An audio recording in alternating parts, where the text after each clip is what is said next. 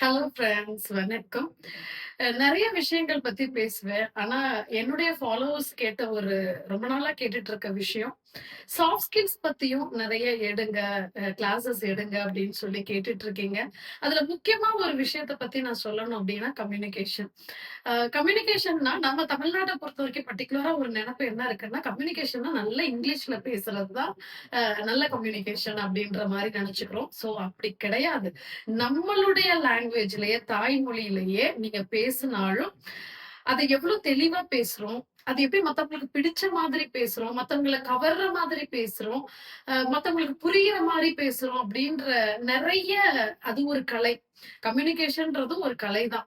So அத வந்து பொறந்த உடனே கத்துக்கிறோமா அப்படின்னா, எப்படி நம்ம தாய்மொழிய வந்து பொறந்த உடனே பேசலாம் கத்துக்கலையோ, அதே போல அந்த கம்யூனிகேஷனையும் ப்ராப்பரா வந்து நம்ம பழக பழக தான் அந்த பேச்சு திறமையும் வளரும்.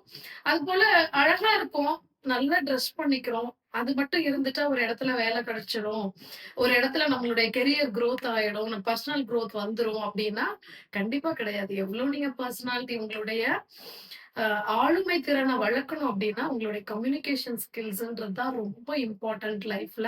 உங்களுடைய பர்சனல் அண்ட் ப்ரொஃபஷனல் குரோத்ல ரொம்ப ரொம்ப இம்பார்ட்டன்ட். நீங்க பிசினஸ்ல இருந்தாலும் சரி, அ இல்ல ஒரு தனிப்பட்ட ஒரு ஜாப்ல இருக்கீங்க, ஒரு ஹையர் பொசிஷன் வரீங்க அப்டின்னாலும், உங்களுடைய கம்யூனிகேஷன் ஸ்கில்ஸ் தான் அதுல ரொம்ப பெரிய ஒரு ரோல ப்ளே பண்ணுது.